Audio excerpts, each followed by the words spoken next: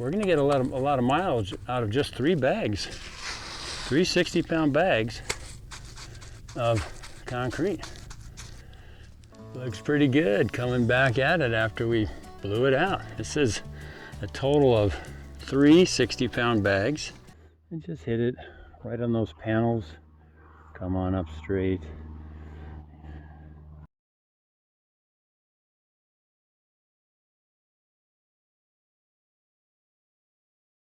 So I want to go ahead and talk about dirt rocks. Again, that's the dirt rocks that are going to be the structure on top of which we will be adding concrete. So we want to go ahead and just sort of doodle it out a little bit, give you an idea of what that means with my little dry erase pen.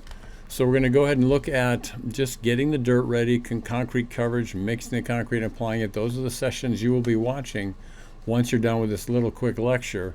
But the idea is to be able to make a mound of something that can be covered with concrete. You want to be able to have material that material that's packable, that can hold its shape pretty good. So you want to have sort of a sandy loam. If you can read that. That's pretty far. Oh, that's horrible writing. Anyway, trying to write backwards. Sandy loam, fill sand. And these are things you can buy at a supply store. You can even get sand from Home Depot, bagged sand. Bagged sand. And the reason I'm mentioning these things is these things you may need to add to your dirt, depending on what part of the country you live in. Some of the soils are loose and fluffy and very organic. They have a lot of peat moss, decaying organic matter. Those kind of things, you know how it is when you pile them up, they can kind of compress and mush down. You can use some of that for filler. You can use rubble also for filler. If you have any concrete that you've demoed and you can pile that up in ways to make interesting shapes, put more material on top of that, and then follow that up with a compactable sand or dirt sand mix. So these things over here you can get, if you need to add them to your sand mix and dirt mix to be able to have a compactable material. In the videos you're going to watch, I have got decomposed granite here in Southern California, here at my house up in East San Diego County. And when it gets wet and you compress and compact it, it's very, very hard. It's got a lot of fines in it, is what they would say. Sandy loam has a lot of the fines in it. And so those kind of things allow for sand to be the dirt really to be packed very easily and very well. And it holds its shape quite nicely when we're making our dirt rock shapes that we're going to cover with concrete, all right? The idea is to go ahead and be able to pile up the dirt in a way that holds its shape and doesn't get misshapen in the process of adding concrete to it, all right? So now that I've made this really terrible thing you can barely read, we will get rid of it. Really simple stuff we're talking about here, but the idea is if you're on the flat ground, right, is to be able to pile up something and have it all be dirt. So you pile, this is all dirt. If you have a piece of cinder block in there or something, you know, or rubbish, you can use that as filler too. But the idea is to go ahead and make a shape. In the video I'm going to show you that how we did that. Make a shape that sort of has an interesting rocky composition. On a sort of a three-dimensional kind of a look, it might look something more along these lines, right?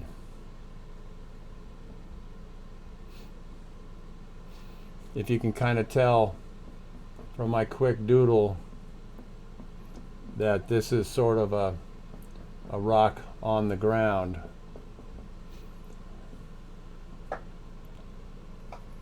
It sort of gives you, I put a little bush here to give you an idea, but having, and you can, you know, I'm sort of stippling it to give it a little bit of a rocky texture.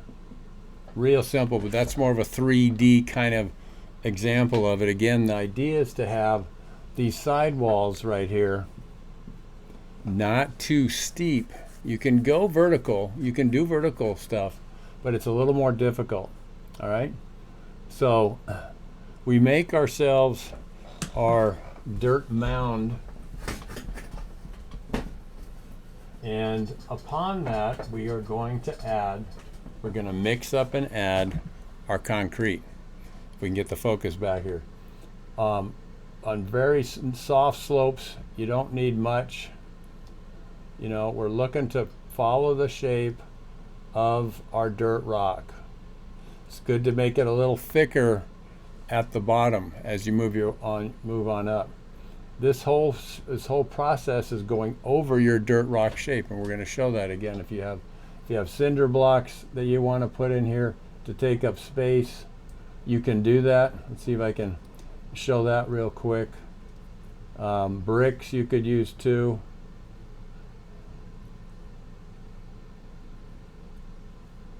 You know, if you have little blocks or if you have complete blocks, you could use those as filler as well.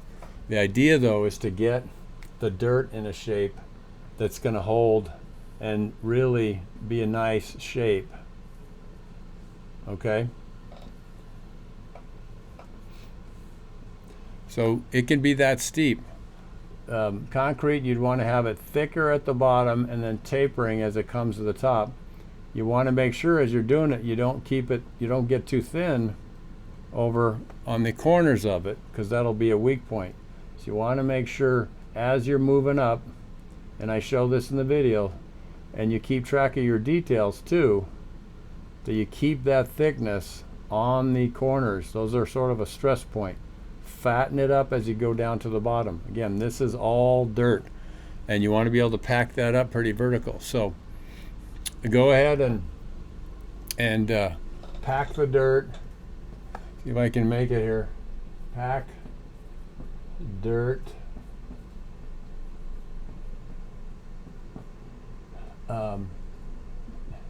into a rock shape.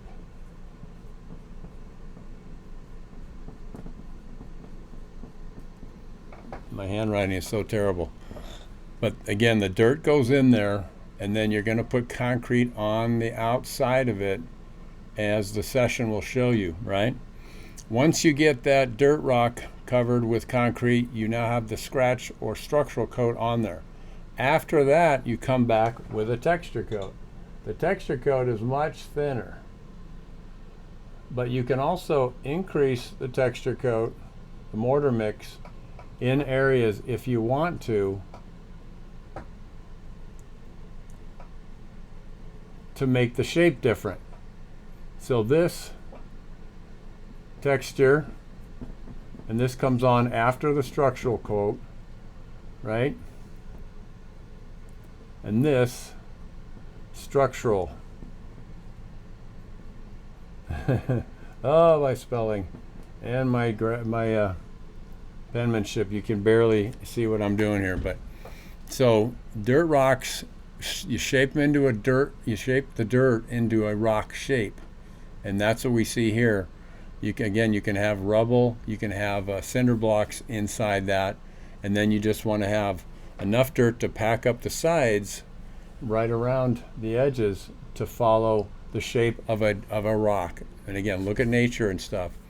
In the course, we have the 5 keys to effective fake rock construction.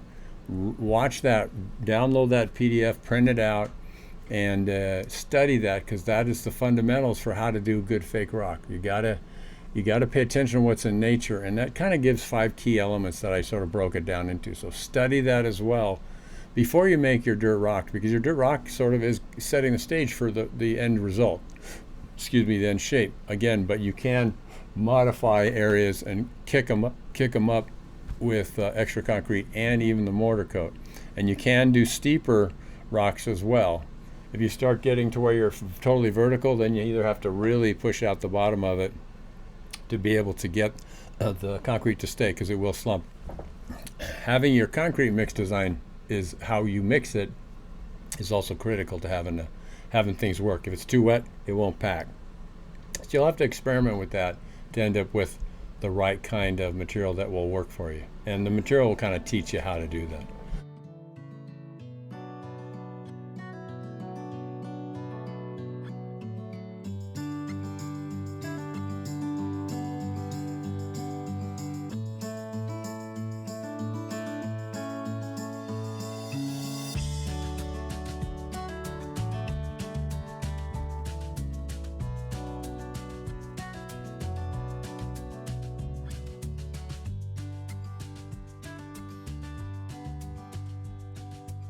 Okay. Another thing you can do is you can stack cinder block or bricks in a perimeter shape that's, again, not symmetrical. You want to aim for, again, the 5 keys to effective fake rock construction. You want to go ahead and have those shapes in rocky, natural compositions, if you will. So you can position bricks, cinder block. I don't want to take the time to draw out of the holes that you'd have in cinder block, but you get the idea. And I'm just trying to do this backwards with my arm. It's harder to draw. But the idea is this could be like a 7-foot wide big boulder. You could then put another brick on top of this, another stone on top, and continue to bring in your shape. The idea would be that at the end of this construction right here, you'd have a nice big stone that could actually occupy quite a bit of space and have a very cool shape to it. All right, so cinder blocks in a perimeter. You can fill that up with more rubble if you have rubble or broken up concrete deck work or what have you. Anything that can fill that up that you don't need anymore, instead of hauling it to the dump and it's not going to smell or decay or cause an issue, you can put inside sort of some kind of a brick perimeter. And I talk a little bit about this in the sessions, dirt rock building sessions. You could actually make a very considerable size stone, again, keeping the cost down. If the dirt's packable, then you could just go ahead and do your shapes and just keep the angle of repose in a little bit, so they're going to be easy to pack up and not have to worry about having things slump and fall down. Mixing the concrete in a way that is nice and firm but workable is the key. In the dirt rock sessions, I show you how we did that and demonstrate that. So very basic whiteboard doodle here a little bit. Kind of shows you the idea. We're going to be making mounds of dirt, compressing, compacting them, troweling them down, sculpting them, shaping them, just very rudimentary, basic, super fast. And then over that, we're going to have our concrete application. Number one, concrete and structural coat or scratch, followed by a texture coat. Texture coat allows, again, for more tweaking and adding more details and stuff, as the sessions will teach you and stuff. So again, we're talking about making dirt rocks super cheap, fast, best and easiest way to make things quick at a low cost with little effort. And again, you don't have to make a 7-foot wide boulder. You can make a little one that's just, 2 feet or something. So, and then looking at nature and how to compose multiple stones together, how to put in some cracks that are interesting, right? Just look at nature. Look at nature. Again, the 5 keys to effective fake rock construction. But nature, look at nature. Look at the big cracks, small cracks, the textures and the colors and the composition of how you group together your stones. So again, you can do cinder blocks in a way that gives you some perimeter support.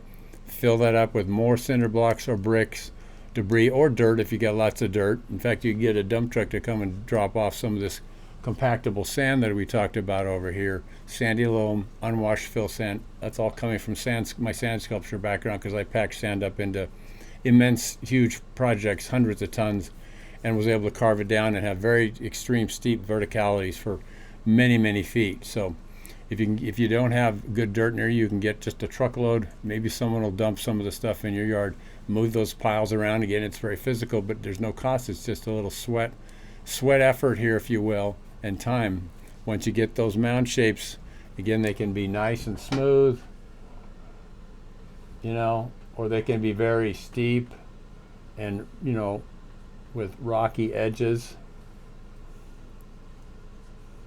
right? So You can make them how you want them, but look at nature. Look at what God makes. God makes the best rocks, right? So just want to give you a little breakdown, simple little way to do this with the whiteboard to show you that what we're doing. I'm sorry that I'm kind of backwards and it's not all pretty, but you get the idea. So now once you've, and again, study nature, look at the real thing. Does it work better to have a dent in it? Does that look more real? See, I just made a little notch in there. So study the real thing, and you can get pretty amazing shapes again with just compacted dirt and or sand or sandy loam mixed together. And again, if you've got concrete rubble, all you got to do is have enough sandy dirt, packable dirt to go up around the edges of your rubble concrete, and then just fill it up with concrete. The bigger the rock, the thicker you got to make it, right? And then you want to keep it wet as it's curing, because concrete likes to be wet when it's cured slowly. If it's super hot and humidity is low and you just lay it on there and to walk away, it'll probably be all right. If it's a smaller stone, bigger stones, you may have some shrinking and cracking. The beauty of it is when you come back with a texture coat, you can fill in those kind of issues and do modifications and stuff. And if you need to, you can add a piece of rebar here and there on the bigger, longer rocks. It's good to get it off the dirt if you can, with a little piece of crumbly cinder block scraps, 1/4 inch, 1/2 inch, 3/4 of an inch or an inch. That's great. It just means you push it out. You got to let a little more mud right there. Good to throw in some pieces of rebar, but you don't have to at all really on the smaller rocks. So there you go. All right, whiteboard lecture number 1, talking about dirt rocks and basically the concepts we're going to go into now. So go ahead and dive into dirt rock number 1, and there's sessions 1 and 2, preparing the dirt before concrete coverage. That is next. And then just carry on through as you go. And again, if you want to make your dirt rocks as we're doing the course, please do that. That's great. Just keep things in a size and shape as you're beginning that are manageable, so it's not like a crazy big thing right off the bat. Get a little practice by doing a couple rocks and boulders first before you make large or landscape faux rock boulders and stuff for your landscaping and stuff. So, all right, so there you go. Lecture number 1, whiteboard. Got it in the bag, and it's pretty bad penmanship, but there you go. All right, keep on trucking and keep on rocking and making rocks. And again, ask me questions, send me stuff if you got any questions. But I think the course is pretty complete and will really help you figure it out. So, all right. All right, we got our mud down the hill, and I didn't tip over and didn't crash on the ground. So you want to get out of here. If it's a really big project, get down, maybe you can see me better. A real big project, you can just take it out of the wheelbarrow and just put it on that way. You can also dump it into a trough, and that's lower and it's easier to kind of move. Again, it's just what you're most comfortable with. I'm going to use the wheelbarrow, but I wanted to show you that the mixing tubs are a great way to just dump things in. Have a lower access point to put it onto your rock work if, again, you're not trying to do it out commercially or whatever. We usually use 5-gallon buckets because we can carry them around quickly and just do our thing. So I'm going to move these and we'll get the wheelbarrow up close and personal, and we'll just be lifting it right out of it. Move my trowels over a tiny bit. If you shovel it in, you're going to run the risk of getting it close to my rock there. You run the risk of putting a lot more material, messing up this little guy right here. The rock is made out of dirt, remember? So obviously on the top flat parts, you can just tap it in there. I know I'm only making it this thick, right? That's sort of the thing you want to keep in mind. Start at the bottom. Again, that angle of repose is such that this is not too big a problem. I learned from sand sculpting that as you're putting sand on, you press it down. I'm doing the same thing with this. Right now there's about 1 inch there. The bottom needs to be thicker than the top a little bit because it's going to be carrying the lateral and the vertical, I should say, loads of material that's going up this pitch, this angle right here, right? Now, good thing is, the minute you put it on here, I didn't spray it with water, so the dirt will begin to pull out the moisture in the mud and stiffen it. Thumb down as I'm packing it in, remember? And I'm looking at it. I can see this angle that it's an inch thick, about, maybe 3/4. I got, right now I have 3 60-pound bags, so it's 180 pounds. Again, I'm pushing it down with my thumb on the top as I'm working. Now I'm watching how fast I'm using that material, and you know, we're gonna get a lot of mileage out of just 3 bags. 3 60-pound bags of concrete. Around the bottom a little thicker, that's okay. Hand working it in, pressing it down from the top. My hand pushes in sideways, the thumb pushes down from the top. To make it so you guys can see it, I'm using my left hand for this video. Concrete is absolutely amazing stuff. It's very inexpensive, pound for pound for sure. It's very, very durable.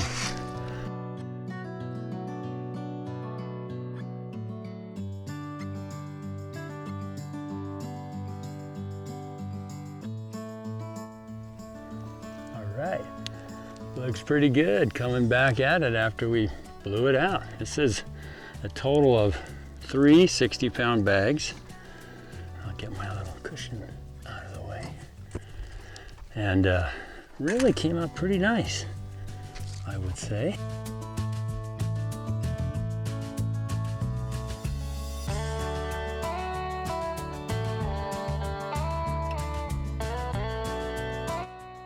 And it's just like, you know, an hour and a half, maybe 2 hours. So super easy, fast, making rocks with dirt. So there you go. Okay, we've made a rock here, our little dirt rock. Once you get it done and it's firm enough, you can come back and just scrape it a little bit or brush it with one of these kind of brushes and just hit it right on those panels. Come on up straight. This just helps the soon to becoming texture coat stick better. It's pretty rough, and texture coat sticks pretty good to just about everything, but oops, show them what you're doing, Dave. So it's good to just give it a little roughness, and that helps the following coats come on and stick real good. Yeah.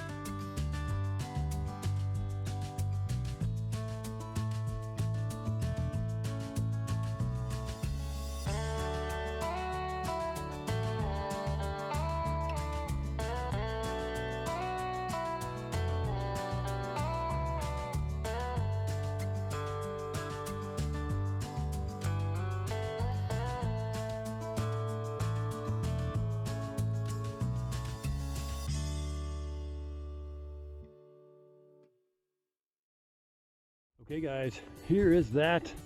Make a rock on a pile of dirt. I flipped it over, dug out the dirt. So this thing took like an hour. Got 12, let's see, of concrete. That's it. Nice, rinse this off. I can move this thing around. It's 160 pounds. No, it's 180 pounds.